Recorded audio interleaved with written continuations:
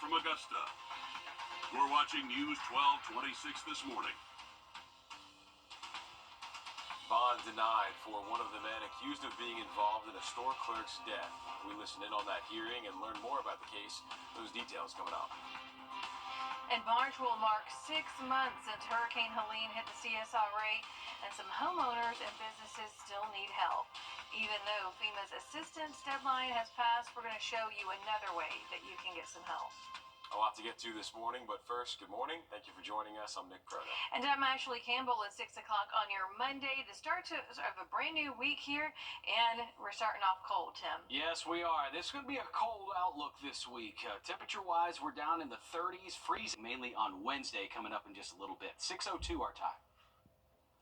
The deadline for FEMA assistance has passed in both Georgia and South Carolina, but there's still a way to get help for Hurricane Helene damage. Here's Taylor Martin joining us now live in the newsroom with that information. Good morning, Taylor. Good morning, Ashley. While the FEMA deadline might have passed, the Small Business Association can still help. The Small Business Association was just one organization present at the resource fair, still able to help. The organization extended its deadline for low-interest loans through the end of March, and it's not just for small business owners. Homeowners can also apply as they're waiting on their insurance company before making repairs. The loans up to $50,000 require no collateral and do not accrue interest for a year. This area, we know that this is very new to people. The recovery is still continuing. Unfortunately, recovery is never a sprint, it is a marathon, and when we see so many people show up to events like these that we're having here in Augusta, that tells us that people continue to recover, and we want them to know that we will still be here with them to help them with their recovery. Now, those who did apply for FEMA assistance before the deadline still have time to submit missing documents for aid as well. All right, thank you for that, Taylor. It is good to know that there is still some help out there for those who are still working to recover. Remember, the main FEMA Disaster Recovery Center for our area is no longer at the hub. The agency announced it'll move to the Diamond Lakes Regional Library in Hephzibah this week. It is closed today for President's Day, but starting tomorrow, it'll be open from 8 to 5:30, Monday through Friday. Then it will officially close on the 28th. 6:03 now in Jackson. A woman is dead from a house fire. We found fire crews responding yesterday afternoon on Hidden Springs Road. Officials say the fire department found the victim after they put out the flames. The Aiken County coroner was called by 2:45, and he says an autopsy will be done in Newberry to figure out how she died, and they also do need to identify her. The cause of that fire is still under investigation. 4 men are behind bars in connection to a deadly shooting. Aiken County deputies say they arrested Latrez Nicholson, Xavion Abner, Wandrikas Brunson, and Demarion Morris last Friday. All are charged with murder and possession of a weapon, and deputies expect more charges could come as this investigation continues. Now, this is all in connection to the shots fired on Pine Circle last month in Minetta. 21-year-old Remedy Jennings Liebhart later died from his injuries. And we have learned new details as to what happened the night a store clerk was killed in Augusta on January the 11th. Last Friday, we listened in on the bond hearing for 22-year-old Antoine Herndon. He's one of 3 suspects in this case. A judge denied bond as the state claimed he could be a risk to the community. Prosecutors say on the night of the crime, Herndon and the other suspects, Terrence Walker and Terry McClendon, got into a car and drove from Burke County to Richmond County. Authorities believe once the men reached the smoke shop on Lumpkin Road, McClendon stayed in the car while Herndon and Walker went inside. Prosecutors accused Walker of pointing a gun at Abdallah Rabea, asking him if he's ready to die. They went on to blame Walker for shooting Rabea in the face when the clerk wouldn't open the cash register. Walker was caught during a chase in Burke County soon after. Law enforcement says McClendon is still on the run. They think he may spend time around Grub Street in Waynesboro. If you know where he may be, call the Burke County Sheriff's Office. A pilot from Georgia being honored over the weekend. This is video from the Georgia Southern Savannah campus on Saturday. The Fine Arts Center welcomed the public to pay their respects to Sam Lilly. He was one of the pilots killed in the helicopter and plane crash near D.C. Through hard work and determination, Lilly made it all the way to first officer with PSA Airlines. After his death, he was promoted to captain. We're also learning one of the flight attendants from that crash was honored this past weekend. People from Charlotte to New York came together to remember Denasia Elder during a celebration of life in North Carolina. Most of them shared fun stories to reflect on the little things that made them laugh. The room was packed with friends, family, and flight attendants who work across the country. The Department of Veterans Affairs and The gigantic movie sale extravaganza is going strong at the Interiors Market. You don't want to miss the final few days of this huge moving sale. We are open with special hours this President's Day Monday through Saturday, 10 to 6. The President's Day sale. Jim Hudson Automotive Group. The CDC warns there's no safe level of exposure to secondhand smoke, and even short periods of exposure can be harmful to people's health. State House reporter Mary Green explains how some lawmakers want to reduce the danger kids and teens living in South Carolina may face. According to the CDC, a dozen states have banned smoking in a car when there's a child inside. Now, a bipartisan group of senators here at the State House wants South Carolina added to that list next. I think the time has come for us to have a serious discussion, having South Carolina join these other states. Many of them are southern states. Senator Darrell Jackson just filed a bill that would prohibit people from smoking in a vehicle if there's a child younger than 12 inside. It's similar to legislation he first filed nearly 2 decades ago, but Jackson says opposition from tobacco companies and different attitudes about smoking defeated his push. Now he believes those attitudes have changed enough for this bill to pass in 2025.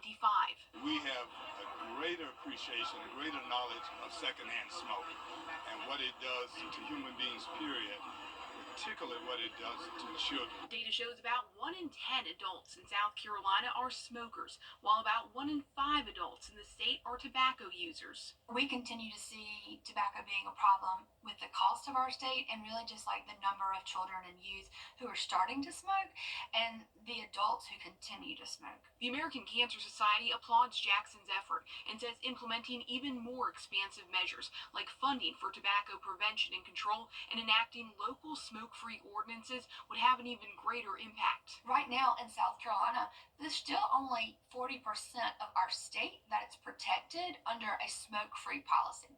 That means that, you cannot smoke indoors, indoor workplaces, restaurants, bars. South Carolina has some of the lowest amounts of funding programs that we fund for tobacco prevention and control. And that's also a priority for us. And under this bill, anyone who violates the smoking ban could be fined up to $100. Reporting from the State House, I'm Mary Green. The Campaign for Tobacco-Free Kids also found that smoking costs more than $2 billion per year in healthcare expenses in South Carolina. Taking you outside, giving you a live look right now at our medical district. And we're going to send it over to Tim, and it is a cold one. Yes, indeed it is here. Nice clear view. Maybe a few more cars starting to hit the roadways. This 32 Waynesboro, Gibson, Millen, 32 to 34 degrees. So yes, a very cold start.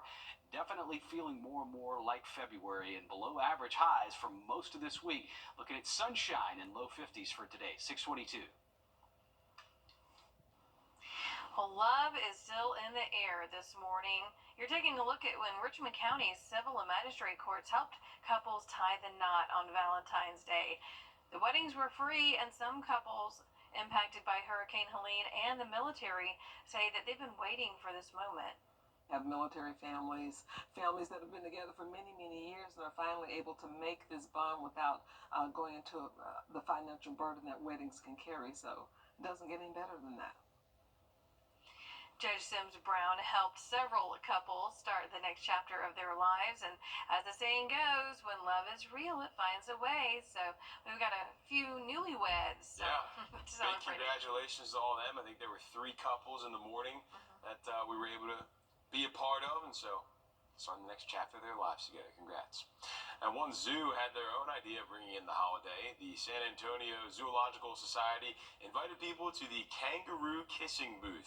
For just $10, guests could receive a special animal kiss video featuring their residents. It was called the Kangaroo Kissing Booth, but you could have seen a cute sloth or a giraffe if you wanted to. Every kissogram supported wildlife conservation and animal care. So, kisses for a good cause. Yeah. All right, well, happening today in honor of President's Day, the boyhood home of President Woodrow Wilson will be open for tours.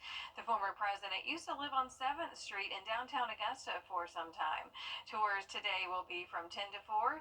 Admission is $10 for adults, $8 for seniors, $5 for K through 12. Kids 5 and under get in for free. During this year's Black History Month, the 4th annual Know Your History, Know Your Rights poem competition happened over the weekend. The event helps preserve the history of Black American works while pushing the younger generation towards a better future.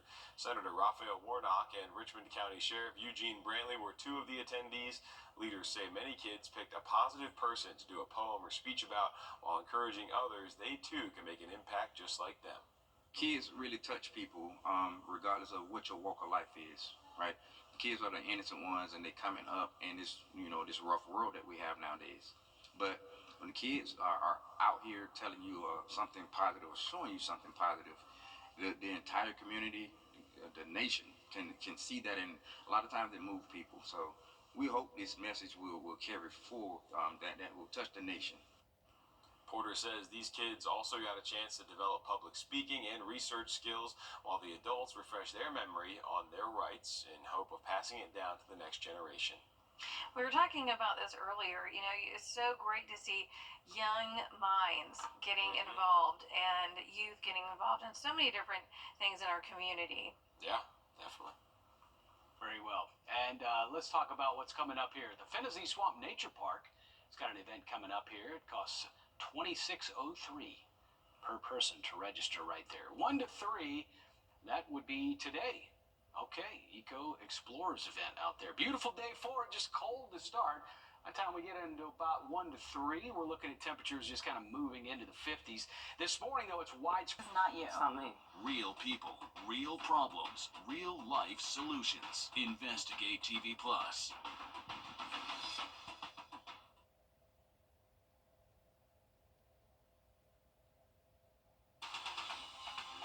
Live from Augusta, you're watching News 1226 this morning.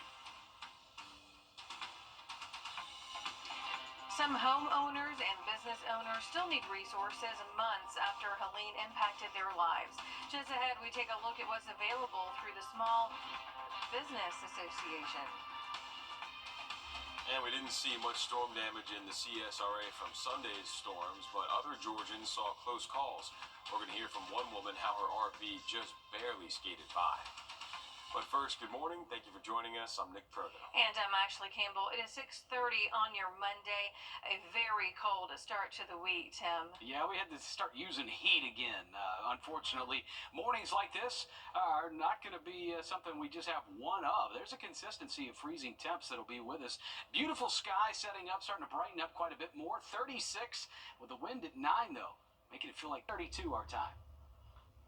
There's still at least one way to get help for Hurricane Helene damages, even if FEMA's assistance deadlines have passed in both Georgia and South Carolina. Your Taylor Martin joins us live now in the studio for what we found during a fair over the weekend. Taylor? The Small Business Administration was just one of multiple organizations at the resource fair for those in need of assistance, and they can still help you. The SBA extended its deadline for low-interest loans through March, and it's not just for business owners, but homeowners can apply too, as many are waiting on their insurance company before making repairs. The loans up to $50,000 require no collateral and do not accrue interest for a year.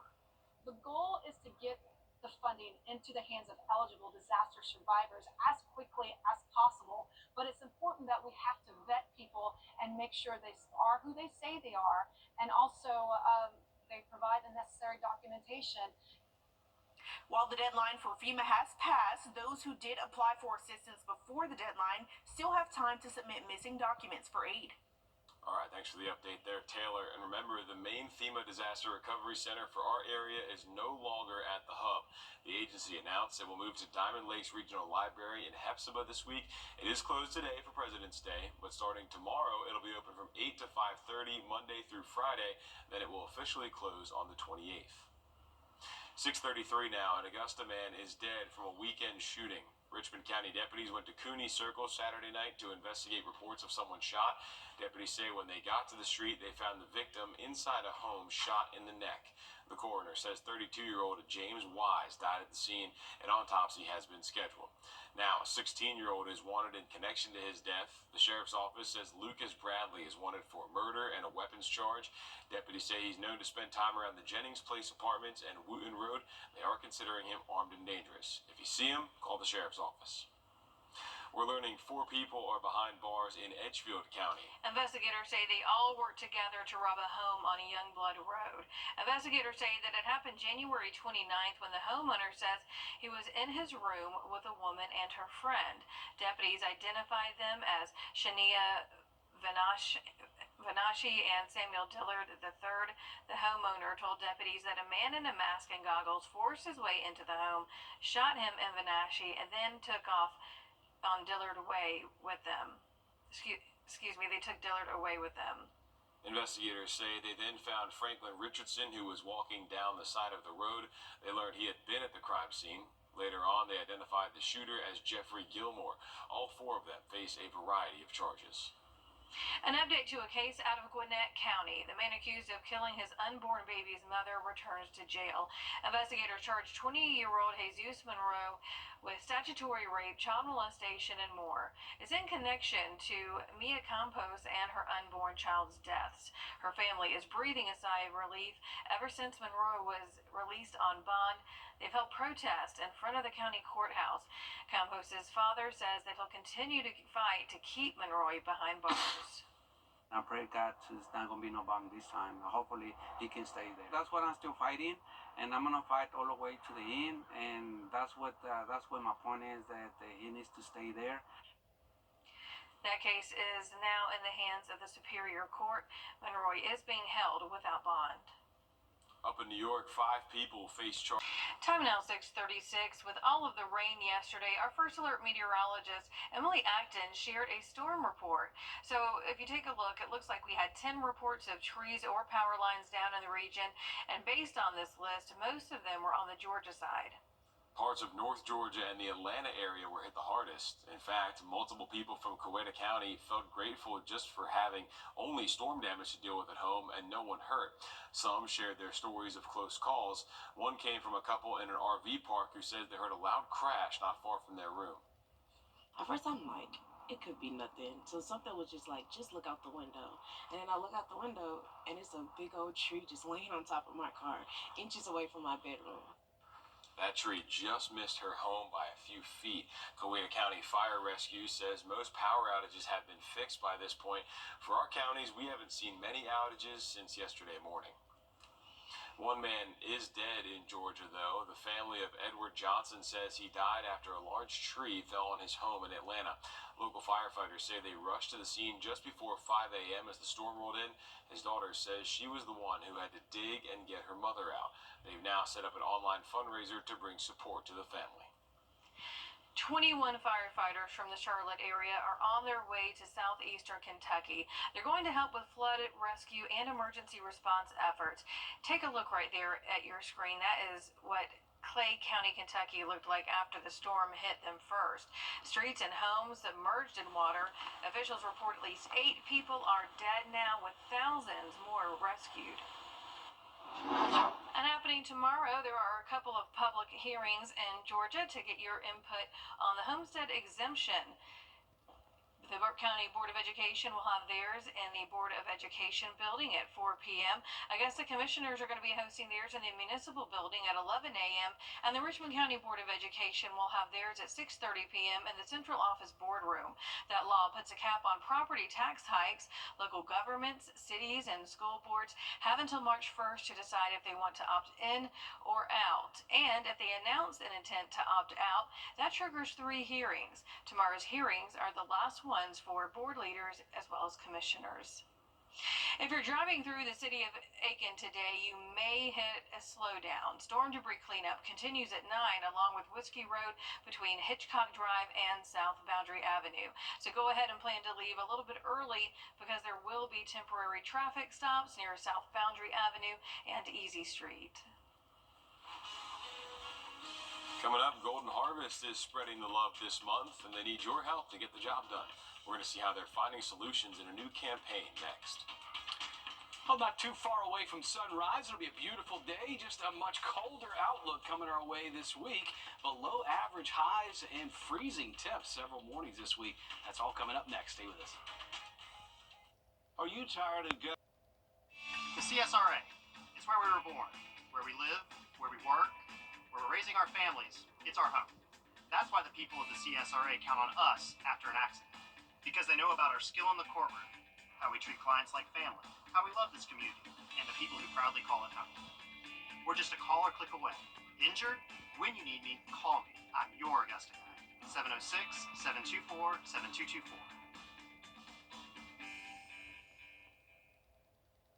Welcome to Swainsboro Ford, my friend. Thanks. All the mornings are going to be down between 25 and 30, upper 40s to middle 50s. Finally, we'll start seeing an improvement in highs getting out there on Sunday at 57, 645. On Valentine's Day, Golden Harvest Food Bank spread some love. This morning, they're calling on you at home. They're looking for people to host a food or funds drive at schools, businesses, church, neighborhoods, and it's all to help fight hunger in our communities. As your Zana Halliburton reports, Golden Harvest says it's finding solutions to continue its mission year-round.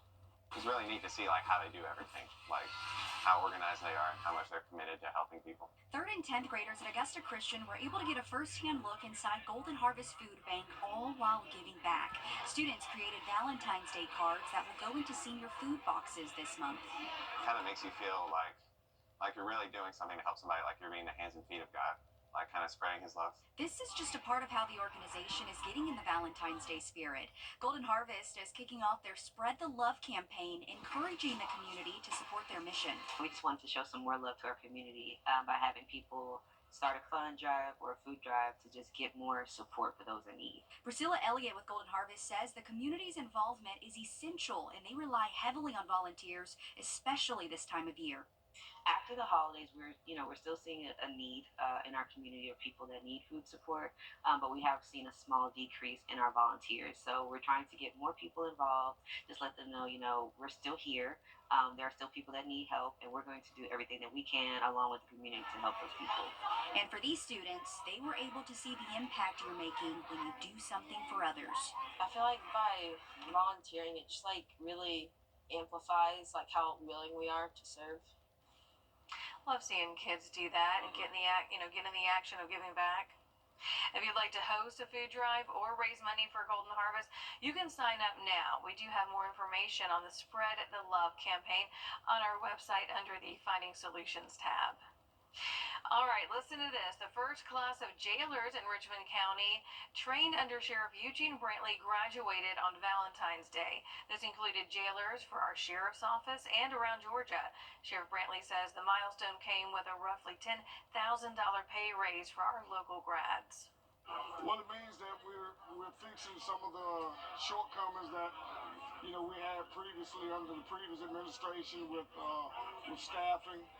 And, a lot of problems that the lack of staff presents, like some of the things that we're not able to watch the inmates and provide the necessary care and protection for them. Brantley says that he was beyond excited to see people committed to doing what they love. We now know that the Earth's magnetic field is triggering a superpower in sea turtles.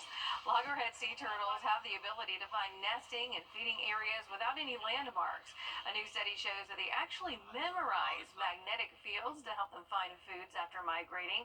Researchers said that captive juvenile loggerheads will dance in a particular movement pattern in response to magnetic cues. The process reminds them where they previously partook in meals. How about that? Very interesting. Sea turtles got the big brains there. I've heard this about them before. It's just amazing to see how that works. They do a little dance there to make sure they know where to eat. All right, let's take you outside here, give you a live look over Grovetown. Sun's starting to come up here at 6:49.